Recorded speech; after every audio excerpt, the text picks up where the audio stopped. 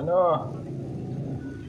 พบกันแนวกับช่องกุศลพากินพาเที่ยวเนาะอันนี้ก็บ่เป็นเสียงผู้ใดดอกเนาะเสียงของเจ้าของช่องเองอีซีนเนาะคันไปซื้ออยู่ทางนอกก็ราคาปิ้ง 5,000 เนาะ 5,000 กีบแต่ว่าถ้าปิ้งเองก็บ่หลายเนาะลงทุนซื้อไม้เสียบแล้วก็ซีนเนาะมาเอือบแล้วก็ปิ้งเนาะตามใจหมัก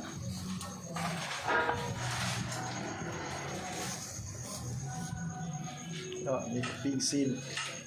ใส่เตาตัวนี้นี่ต้องระวังเพราะว่าเอาบ่ใส่เกิบเนาะต้องได้ใส่เกิบเอาบ่ใส่เกิบแล้วก็มันสิสอดเนาะต้องใส่เกิบนี่ก็กำลังต้มน้ำซุปหมูเนาะลืมประจักษ์ซีนหมูเนาะซีนเดี๋ยวนี้ก็แพงหลายเนาะอยู่ตลาดโลนึง60-70 พันเนาะตัวนี้แต่ว่าก็คุ้มค่าเนาะกินตลอดอยู่ในเฮือนนี่ก็ผู้ชายหลายเนาะกินหลายซีนกินหลายเนาะหาว่ากินผักบ่ค่อยมักเนาะลูกเต้า3 คนก็กำลังใหญ่เนาะกินหลายบ่ได้กินน้อยคือหมู่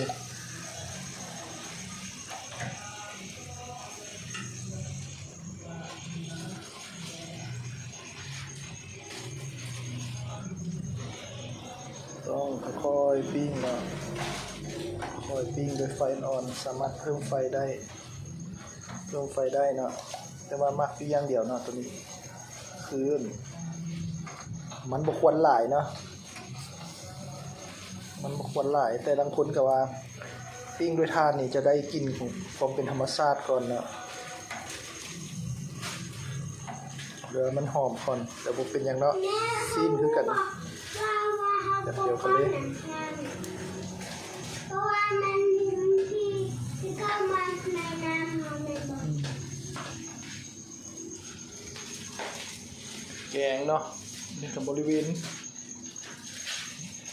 ซีนเนาะเก็บเข้าสั้นแช่แข็งไว้เนาะ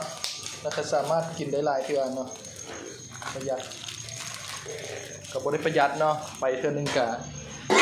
ละครึ่งล้านนะอันใดกินอิ่มเนาะร้านนะกินอิ่มนะวิธีการเก็บซีนเนาะเอาเอาลมของมันออกจากถุงซีนเนาะเก็บเข้าแช่เย็นไว้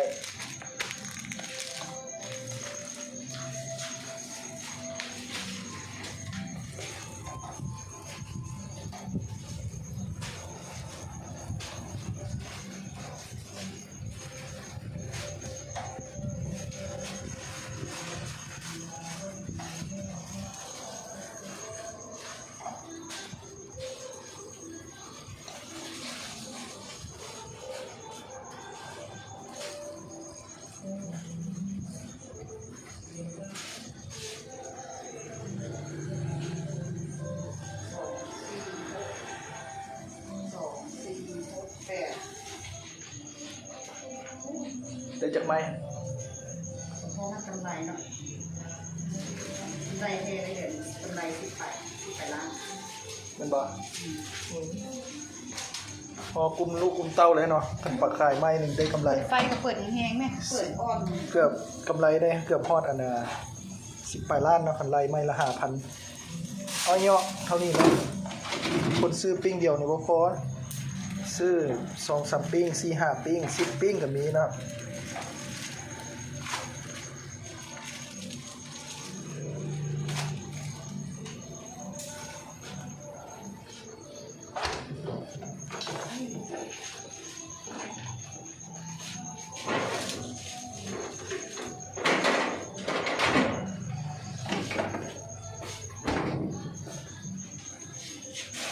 เนี่ย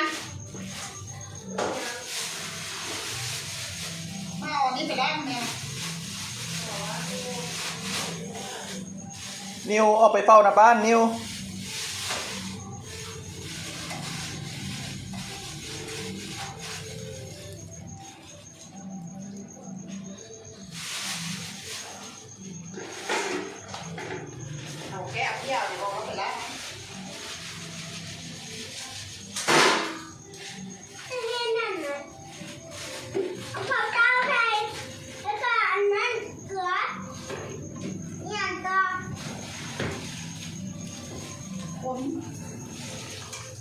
คนเอือก เอา อันนี้มีอย่างเพี้ยซีน พี่อันนี้ อืม หมู อืม หมูจับ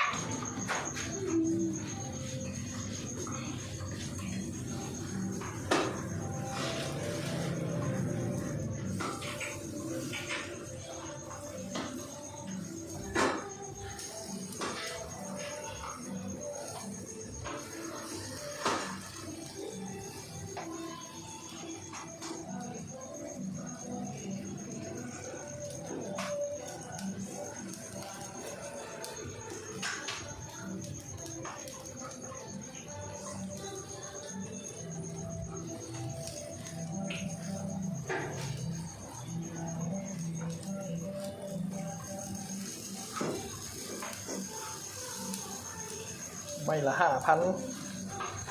10 ไม่ก็50เนาะตัวนี้ แต่ว่าซื้อซีนอยู่ตลาดโลละบ่แพงเนาะอันนี้ก็